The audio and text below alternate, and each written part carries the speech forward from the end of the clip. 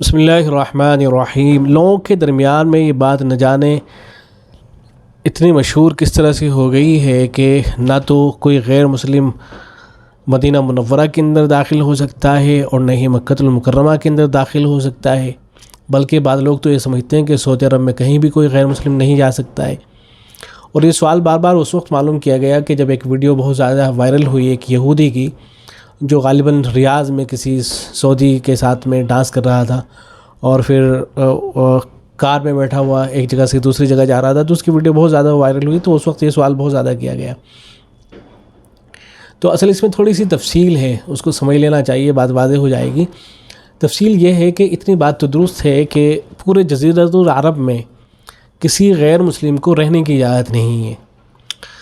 اس سلسلے میں روایتیں بھی موجود ہیں۔ اللہ کے نبی صلی اللہ علیہ وسلم نے ارشاد فرمایا تھا، حضرت عمر رضی اللہ تعالیٰ عنہ روایت کرتے ہیں کہ لَأُخْرِجَنَّ الْيَهُودَ وَالنَّصَارَى مِنْ جَزِيرَةِ الْعَرَبِ فَلَا أَتْرُكُ فِيهَا إِلَّا مُسْلِمًا، کہ میں جتنے بھی یہود و نصارہ ہیں سب کو جزیرۃ العرب سے نکال دوں گا اور کہ وہاں پر صرف مسلمانوں ہی کو رہنے دیا جائے گا۔ اور ایسی ترمذی کے اندر ایک روایت آئی ہے جس میں یہ کہ نبی اکرم صلی اللہ علیہ وسلم نے اس بات کی وصیت فرمائی تھی کہ جو مشرکین ہیں ان کو جزیرۃ العرب سے نکال دیا جائے۔ تو اس کی تکمیل جو ہے حضرت عمر فاروق رضی اللہ تعالیٰ عنہ نے فرمائی تھی کہ جو بھی یہود و نصارہ تھے سب کو ان کو نکال دیا گیا تھا جزیرۃ العرب سے۔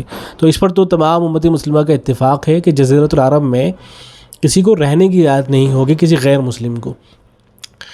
اور اسی لیے غالباً جو سعودی عرب کی حکومت ہے وہ سٹیزن شپ نہیں دیتی ہے، مسلمانوں کو بھی نہیں دیتی ہے، یہ سوچ کے کہ اگر مسلمانوں کو دے رہے ہیں پھر غیر مسلموں کو بھی دینی پڑے گی۔ ایک وجہ ہو سکتی ہے، صحیح وجوہات تو وہی لوگ جانتے ہیں، لیکن یہ وجہ بھی ایک ہو سکتی ہے۔ تو بہرحال وہاں سکونت اختیار کرنے رہنے کی تو کسی کو اجازت نہیں ہے، البتہ داخل ہونا منع نہیں ہے۔ سعودی عرب کے کسی بھی شہر کے اندر، چاہے یہودی ہو یا ایک نصرانی ہو، عیسائی ہو یا ایک بت پرست ہو، کسی بھی شہر کے اندر جانے کی اجازت ہے، جا سکتا ہے۔ ملاقات کے لیے جا رہا ہے، کسی اور غرض سے جا رہا ہے تو جا سکتا ہے۔ مدینہ کے اندر بھی جا سکتا ہے۔ بہت سے لوگ یہ سمجھتے ہیں کہ مدینہ کے اندر داخل ہونے کی اجازت نہیں ہے، تو یہ خیال بھی صحیح نہیں ہے۔ مدینہ کے اندر داخل ہونے کی بالکل اجازت ہے، اور جو سعودی بڑے بڑے علماء ہیں ان کے فتاویٰ موجود ہیں، ان کے یوٹیوب پہ ویڈیوز موجود ہیں، وہ سب یہی کہتے ہیں کہ بالکل مدینہ منورہ کے اندر داخل ہونے کی اجازت ہے۔ اور جیسے شیخ ابن باز ہیں، شیخ صالح الفوزان ہیں، شیخ ابن عثیمین ہیں، ان سب کے فتاویٰ موجود ہیں، وہ سب کہتے ہیں کہ جائز ہے، گنجائش ہے، آ سکتا ہے۔ اور بہت سے یوٹیوب پہ ویڈیوز موجود ہیں کہ کوئی غیر مسلم ہے، وہ دکھا رہا ہے کہ وہ مسجد نبوی کے اندر گیا ہوا ہے، مدینہ منورہ کے اندر ہے، اس نے ویڈیو بنا رکھی ہے۔ تو اس میں کسی کا کوئی اختلاف نہیں ہے کہ وہاں داخل ہونے کی اجازت ہے۔ صرف جو اختلاف ہے تھوڑا سا وہ مکہ المکرمہ کے سلسلے میں ہے کہ مکہ المکرمہ میں کوئی غیر مسلم داخل ہو سکتا ہے یا نہیں ہو سکتا ہے۔ تو جو علماء عرب ہیں، جو حنبلی علماء ہیں، ان کی رائے اس سلسلے میں یہ ہے کہ کوئی غیر مسلم مکہ المکرمہ کے جو حدود ہیں، حرم کے حدود ہیں، ان میں داخل نہیں ہو سکتا ہے۔ صرف مسجد حرام ہی نہیں بلکہ جو جتنا بھی حدود حرم ہے اس کے اندر جو ہے وہ داخل نہیں ہو سکتا ہے۔ اور وہ قرآن مجید کی آیت سے استدلال کرتے ہیں جو سورہ توبہ کے اندر ہے، اس میں یہ کہ اللہ نے فرمایا انما المشرکون نجس فلا یقربوا المسجد الحرام بعد عامهم ھذا، کہ جو مشرکین ہیں یہ نجس ہیں، یہ اس سال کے بعد مسجد حرام کے قریب نہیں آ سکیں گے۔ تو یہاں اگرچہ مشرکین کا لفظ آیا ہے، لیکن اہل علم اس پر متفق ہیں کہ یہاں یہودی بھی مراد ہیں اور نصارہ بھی مراد ہیں اور مشرکین سبھی مراد ہیں۔ تو وہ اس آیت کو سامنے رکھتے ہوئے یہ کہتے ہیں کہ کسی کو بھی مسجد حرام کے میں یا ایسی جو حدود حرم ہے مکہ المکرمہ کا، اس میں داخل ہونے کی اجازت نہیں ہے۔ لیکن جو احناف ہیں وہ اختلاف کرتے ہیں، وہ کہتے ہیں کہ ایسا نہیں ہے، بلکہ اگر مکہ المکرمہ کے اندر بھی کوئی غیر مسلم آنا چاہتا ہے تو اس کی گنجائش ہوگی، اس کی اجازت ہوگی، اسے منع نہیں کیا جائے گا۔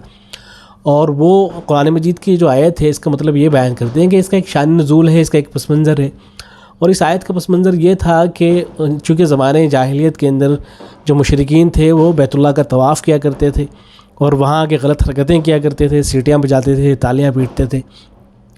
تو اس بات سے منع کیا گیا کہ مشرکین وہ حج کے لیے نہیں آ سکتے ہیں، لیکن اگر وہ کسی دوسرے کام کے لیے آنا چاہتے ہیں، کسی سے ملاقات کے لیے آنا چاہتے ہیں تو اس سے منع نہیں کیا جائے گا۔ اس لیے کہ احناف یہ کہتے ہیں کہ ہم یہ دیکھتے ہیں کہ مسجد نبوی کے اندر اس آیت کے نازل ہونے کے بعد بہت سے وفود آئے جن کو نبی اکرم صلی اللہ علیہ وسلم نے مسجد نبوی کے اندر ٹھہرایا ہے۔ تو مسجد نبوی تو حرم ہی ہے، تو معلوم یہ، اور پھر حضرت عمر فاروق رضی اللہ تعالیٰ عنہ کے زمانے میں جو نصرانی تھے، عیسائی تھے، وہ بزنس کے لیے آیا کرتے تھے، مدینہ منورہ کے اندر بزنس کیا کرتے تھے. تو معلوم یہ ہوا کہ اگر وہ کسی دوسرے کام سے آ رہے ہیں، تو تجارت کے لیے آ رہے ہیں، ملاقات کے لیے آ رہے ہیں، تو اس سے منع نہیں کیا جائے گا. احناف یہ کہتے ہیں. لیکن حنابلہ کا موقع بہرحال یہ ہے کہ مدینہ میں تو ٹھیک ہے اجازت ہے، لیکن مکۃ المکرمہ میں بالکل اجازت نہیں ہے. اور احناف کے جو کتب فتاویٰ ہیں ان کے اندر یہ بات تفصیل کے ساتھ دیکھی جا سکتی ہے. فتاوی رحیمیہ کے اندر ایک تفصیل کے ساتھ میں فتویٰ موجود ہے، جس میں حضرت مفتی عبدالرحیم صاحب نے تفصیل کے ساتھ یہ بات لکھی تھی. کسی نے پوچھا تھا کہ شاہ فیصل سے ملاقات کے لیے اگر کوئی مکے میں غیر مسلم آنا چاہتا ہے تو کیا اس کی اجازت ہوگی؟ تو حضرت نے فرمایا تھا کہ اگر وہ کسی دینی مصلحت کے پیش نظر اگر آنے کی اجازت دیتے ہیں تو کوئی مسئلہ نہیں ہے. تو احناف کے یہاں مکے میں بھی آنے کی اجازت ہے، لیکن وہی کہ وہ کسی خاص دینی مصلحت کے پیش نظر آنا چاہے. اگر کسی غلط ارادے سے کوئی آ رہا ہے تو پھر کسی کے نزدیک بھی اجازت نہیں ہے، نہ مکے میں داخل ہونے کی اجازت ہے، پھر نہ مدینے میں. اگر غلط ارادے کے ساتھ آ رہا ہے، کسی ضرورت کی وجہ سے اگر آ رہا ہے، تجارت کے لیے، کسی اور کام کے لیے، تو مدینے میں سبھی اجازت دیتے ہیں. صرف مکے میں حنابلہ اجازت نہیں دیتے ہیں، احناف اجازت دیتے ہیں.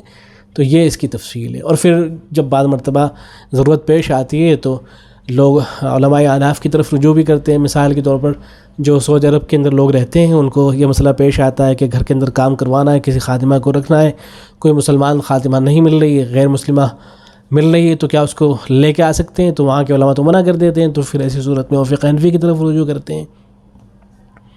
تو بہرحال یہ تفصیل ہے.